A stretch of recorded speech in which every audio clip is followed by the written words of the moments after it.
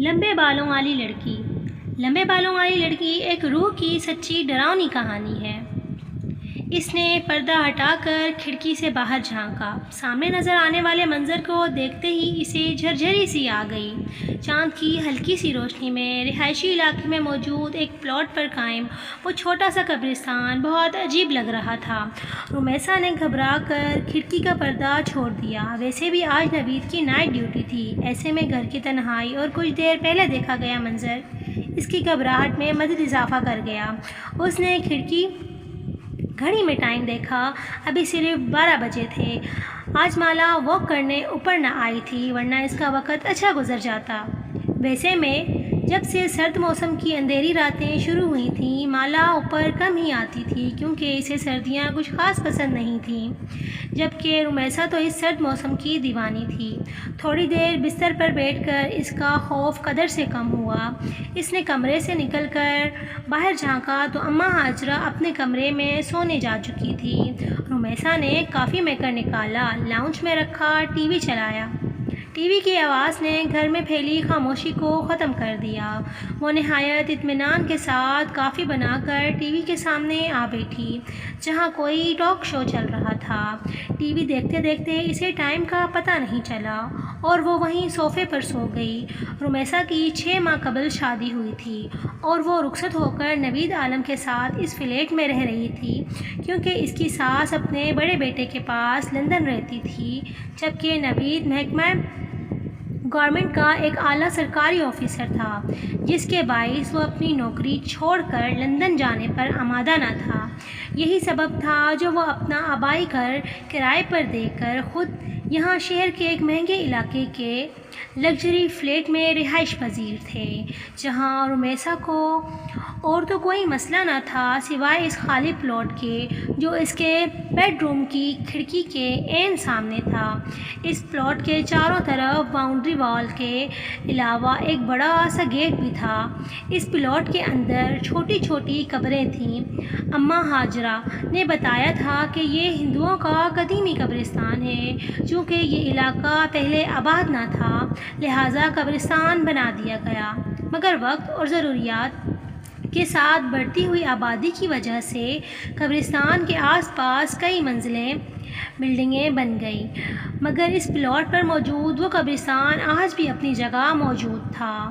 یہ قبرستان کم از کم رمیسا کو ضرور پریشان کر رہا تھا، جبکہ اماں ہاجرہ اور نوید کو اس سے کوئی مسئلہ نہ تھا اور نہ ہی کبھی کسی اور بلڈنگ والے نے شکایت کی تھی۔ اس لیے رمیسا بھی خاموش تھی، کیونکہ اسے لگتا تھا کہ شاید یہ پریشانی اس کی اپنی خود ساختہ ہے، ورنہ دوسرے لوگوں کو کوئی پرابلم نہ تھی کہ رہائشی علاقے میں یہ قبرستان ہے۔ شکر ہے تم آ گئی، ورنہ یہ تو چھت پر اکیلے اکیلے واک کر کر کے بور ہو چکی تھی۔ سیڑھیوں سے اوپر آنے والا سایہ مالا کا تھا۔ رمیسا نے اسے دیکھتے ہی کھل گئی۔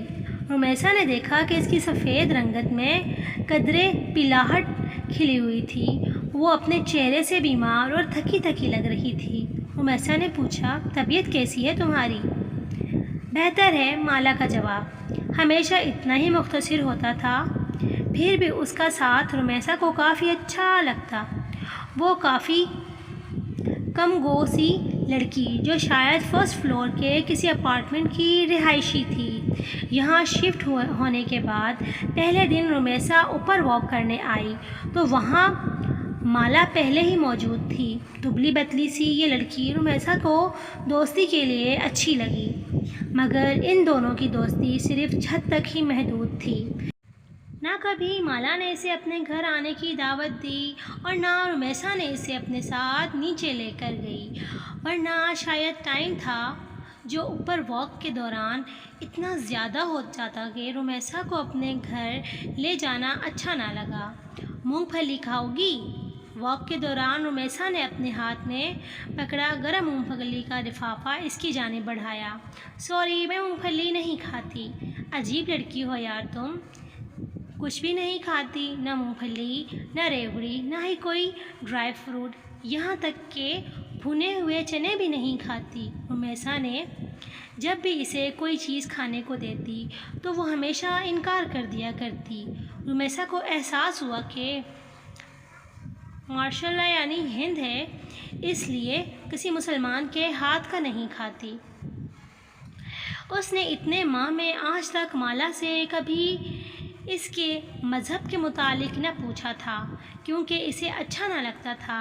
حالانکہ کئی بار اس کا دل چاہا کہ وہ اس سے اس قبرستان کے بارے میں پوچھے جو اس کے گھر کے سامنے ہی تھا۔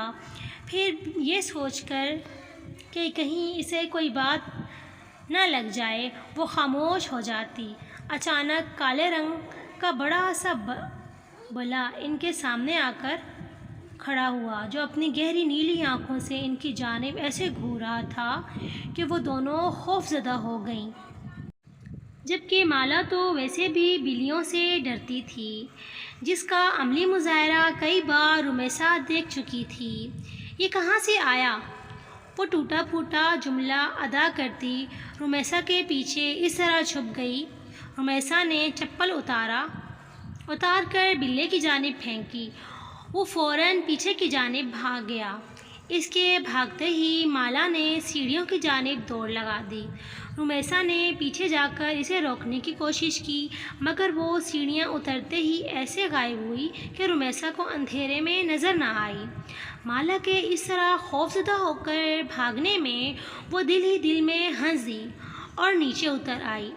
جانے کیوں آج رمیسا کا دل چاہا وہ مالا سے اس کی ذاتی زندگی کے متعلق کوئی سوال کرے۔ شاید لاشعوری طور پر اس کے اندر یہ خواہش جاگ رہی تھی کہ وہ جانے مالا کون ہے۔ 4 ماہ سے ان کی ملاقات تقریباً روز ہی چھت پر اس طرح ہوتی، مگر وہ یہ نہ جانتی تھی کہ مالا اس بلڈنگ کے کون سے فلور پر رہتی ہے، وہ کیا کرتی ہے، شادی شدہ ہے یا نہیں۔ یہ سوچ کر اس نے آج اپنی گفتگو کا آغاز مالا کی ذاتی زندگی کا ارادہ کرتے ہوئے پہلا سوال پوچھا، تمہارے گھر میں اور کون کون ہوتا ہے؟ مطلب چلتے چلتے رک کر مالا نے حیرت سے کچھ اس طرح رمیسا کو دیکھا کہ وہ بھی تھوڑا سا گڑبڑا گئی۔ مطلب ہے کہ تم اکیلی رہتی ہو؟ تم شادی شدہ ہو یا نہیں؟ اس کے سارے جملے کا ایک لفظ میں جواب دے کر وہ اس طرح آگے کی طرف بڑھی کہ اس سے مزید کچھ پوچھنے کی خواہش رمیسا کے اندر ہی دم توڑ گئی۔ وہ بولی، میں فرسٹ فلور فلیٹ نمبر 103 میں رہتی ہوں۔ رمیسا کے خاموش ہوتے ہی شاید مالا کو اپنی غلطی کا احساس ہو گیا، اس لیے وہ پلٹ کر اس کی جانب آتے ہوئے آہستہ سے بولی۔ اسی ٹائم آسمان پر زور سے بجلی چمکی، ساتھ ہی بادل کے گڑگڑانے کی آواز جیسے ہی مالا نے سنی وہ بچوں کی طرح گھبرا گئی۔ رمیسا نے دیکھا خوف سے اس کی رنگت زرد پڑ گئی تھی۔ وہ بولی، مجھے بارش بالکل اچھی نہیں لگتی، بہت ڈر لگتا ہے۔ بارش میں بھیگنے سے ایسے محسوس ہوتا ہے جیسے میرا سارا جسم جل رہا ہے۔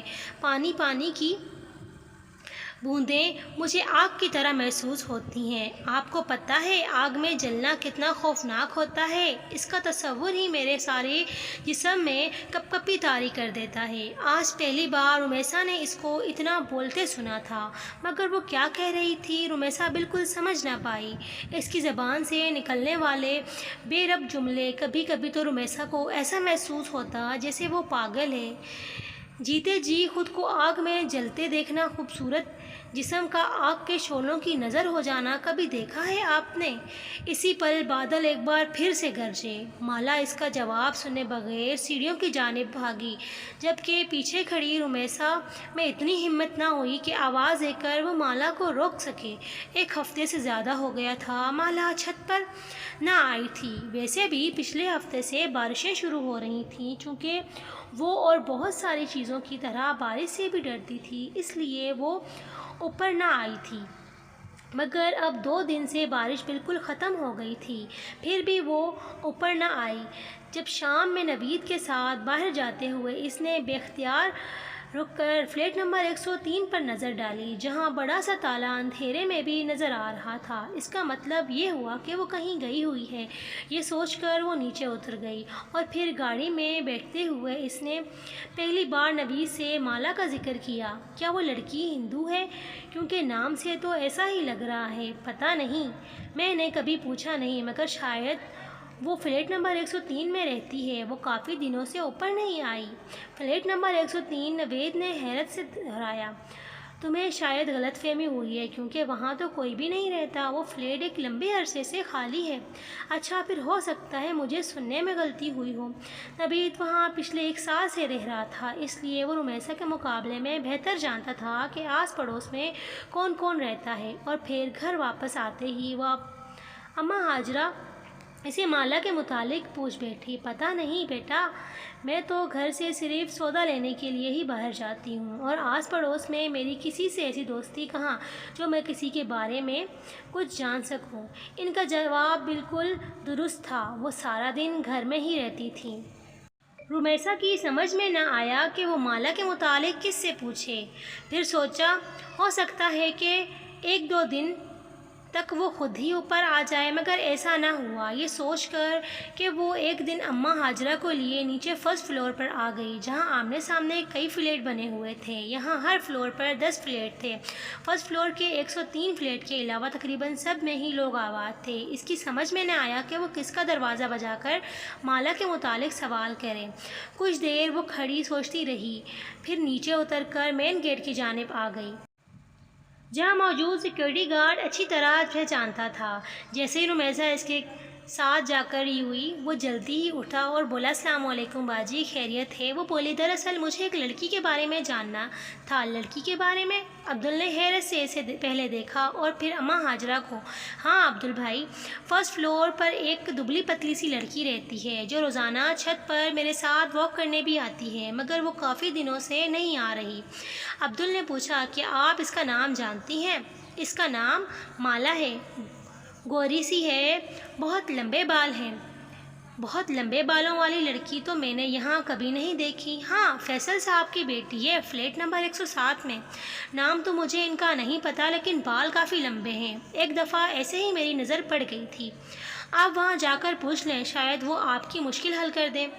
عبدل کی بات سنتے ہی وہ وہاں نہیں رکیں، بلکہ تیز تیز چلتے فرسٹ فلور کے فلیٹ نمبر 107 کے سامنے آ کھڑی ہوئی اور بنا سوچے سمجھے بیل پر ہاتھ رکھ دیا۔ کون؟ دوسری جانب سے دروازے کھول کر باہر آنے والی ایک 40 سے 45 سالہ عورت تھی، جو رمیسا کو اپنے سامنے دیکھ کر تھوڑا سا حیران ہوئی۔ السلام علیکم جی، میں مسز نوید ہوں، اس بلڈنگ کے 3rd فلور پر میری رہائش ہے۔ مجھے دراصل مالا سے ملنا ہے۔ تیز تیز بولتے ہوئے اس نے جلدی سے اپنی مدعا بیان کی۔ اسے ایسا محسوس ہو رہا تھا جیسے اگلے ہی پل اس کی خواہش کے عین مطابق مالا اس کے سامنے آ جائے گی۔ کون مالا؟ جواب اس کی توقع کے خلاف تھا۔ اب رمیسا کی سمجھ میں نہ آیا کہ وہ کیا کہے۔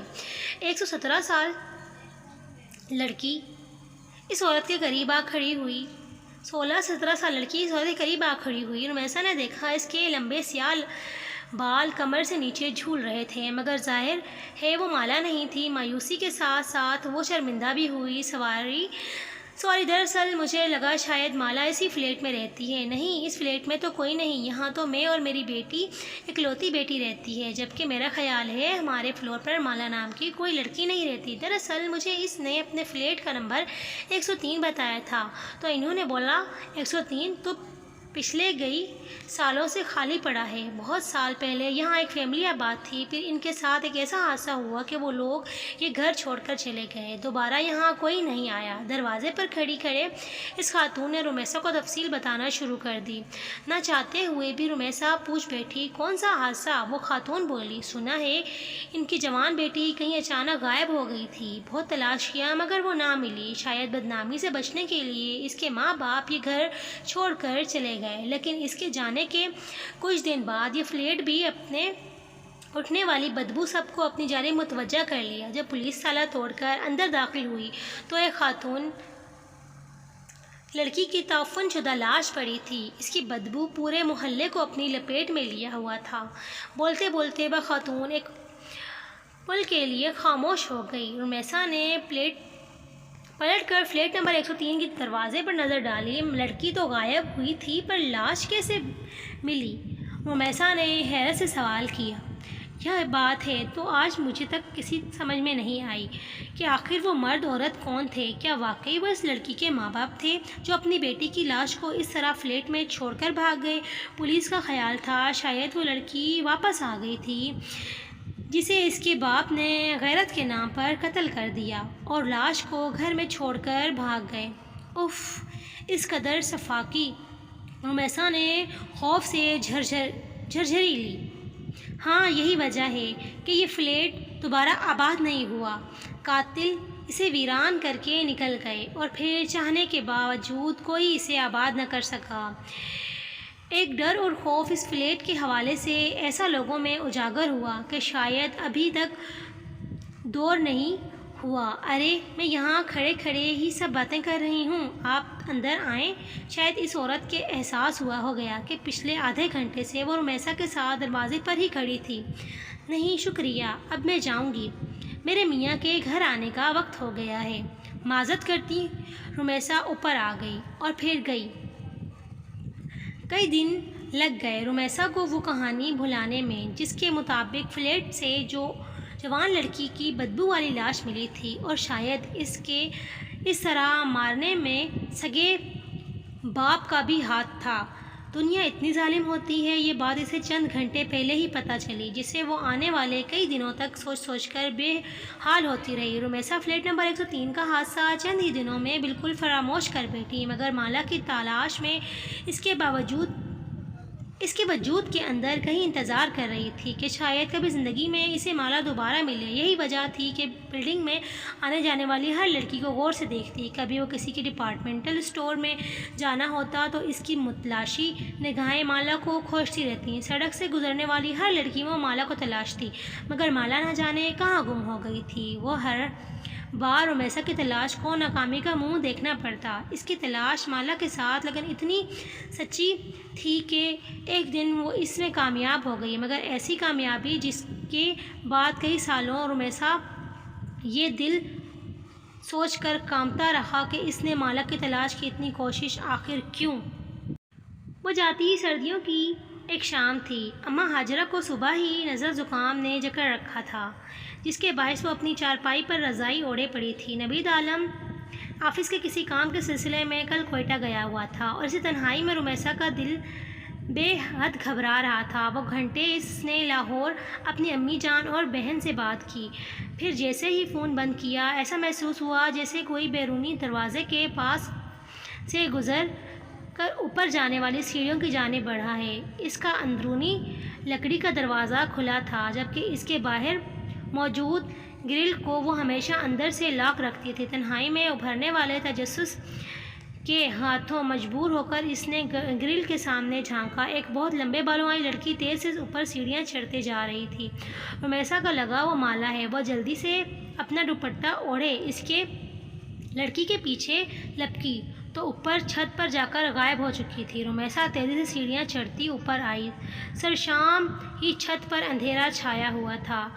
آخری سیڑھی پر قدم رکھا تو رومیسا نے جیسے ہی سیڑھیوں کے قریب موجود بلب آن کیا، اس کی روشنی پوری چھت پر پھیل گئی۔ مالا، مالا! اوپر چڑھتے اس نے آواز لگائی۔ اس کی آواز پر کسی نے کوئی جواب نہیں دیا۔ رومیسا نے تھوڑا مزید آگے بڑھ کر دیکھا۔ چاروں طرف ایک ہول کا عالم تھا۔ چھت بالکل خالی پڑی تھی۔ وہ ایک دم گھبرا کر واپس پلٹی تو اس کا پاؤں اس کالے بلے سے ٹکرا گیا جو ہمیشہ مالا کو خوف زدہ کر دیتا تھا۔ بلے نے بلبلا کر رومیسا کی جانب دیکھا۔ اس کی چمکتی موٹی کانچ جیسی آنکھوں میں نہ جانے کیا تھا کہ رومیسا ایک خوف زدہ ہو کر نیچے بھاگی۔ کانپتے ہاتھوں سے گرل کا لاک کھولا تو سامنے ہی اماں ہاجرہ کھڑی تھی۔ بیٹا، تم کہاں چلی گئی تھی؟ نوید صاحب کا فون آیا تھا، تمہاری خیریت پوچھ رہے تھے۔ انہیں فون کر کے جواب دے دو۔ بات کرتے کرتے اماں ہاجرہ کو احساس ہوا کہ رومیسا کچھ گھبرائی ہوئی ہے۔ کیا بات ہے بیٹا، سب خیر تو ہے؟ جواباً رومیسا نے کچھ دیر قبل والا سارا واقعہ سنایا، جسے سنتے ہی اماں ہاجرہ نے اس کی طرف دیکھتے ہوئے کہا، میری بیٹی بات مانو تو بیٹا اس لڑکی کو بھول جاؤ، کیونکہ مجھے ایسا محسوس ہو رہا ہے جیسے تم نے اسے اپنے حواسوں پر پوری طرح سوار کر لیا ہے۔ وہ تمہارے خیالوں سے نکل کر ایک شکل میں ڈھل گئی ہے جو تمہیں ہر وقت یہاں وہاں دکھائی دے رہی ہے۔ میرا خیال ہے اماں آپ درست کہہ رہی ہیں، رمیسا نے ایک گہرا سانس لیتے ہوئے کہا۔ مجھے شاید وہم ہوا تھا کہ کوئی اوپر گیا ہے، بلا وجہ ہی اوپر بھاگی، شاید دماغ خراب ہو گیا ہے، اور رات کے کھانے تک وہ شام کا واقعہ بالکل بھول چکی تھی۔ کھانا کھا کر اس نے نوید سے فون پر بات کی، پھر کافی بنا کر ٹی وی کے سامنے آ بیٹھی۔ جب اسی پل باہر ہلکی ہلکی بارش ہو گئی۔ رمیسا کافی کا کپ لے کر اپنے کمرے میں موجود کھڑکی کے سامنے آ گئی۔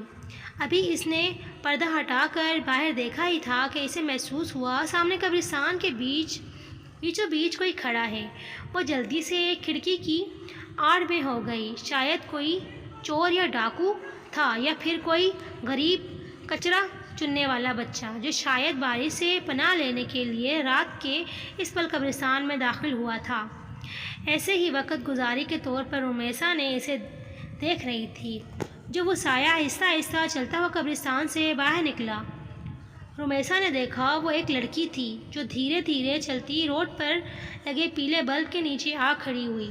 لمبے سیاہ بال اس کی پشت پر پھیلے تھے۔ وہ یقیناً مالا تھی، جو کہ رمیسا کا وہم ہرگز نہیں تھا۔ اس نے جلدی سے کھڑکی کھول کر نیچے جھانکا تاکہ مالا کی آواز دے کر اپنی طرف متوجہ کر سکے، لیکن اس کی آواز دینے سے قبل ہی مالا نے بجلی کے کھمبے کے پاس کھڑی ہو کر اوپر دیکھا۔ اتنی دور سے بھی رمیسا کو لگا کہ مالا اس کو دیکھ کر مسکرا رہی تھی۔ مالا کی مسکراہٹ میں نہ جانے ایسا کیا تھا کہ رمیسا خوف زدہ ہو کر تھوڑا پیچھے ہو گئی، جبکہ اسی پل مالا پلٹی اور سست قدمی سے چلتی قبرستان کے اندر داخل ہو گئی۔ اس کے اندر داخل ہوتے ہی فضا میں پھیلا اندھیرا مزید گہرا ہو گیا۔ رمیسا نے آنکھ پھاڑ کر چاروں طرف دیکھا۔ وہ قبرستان بالکل خالی تھا۔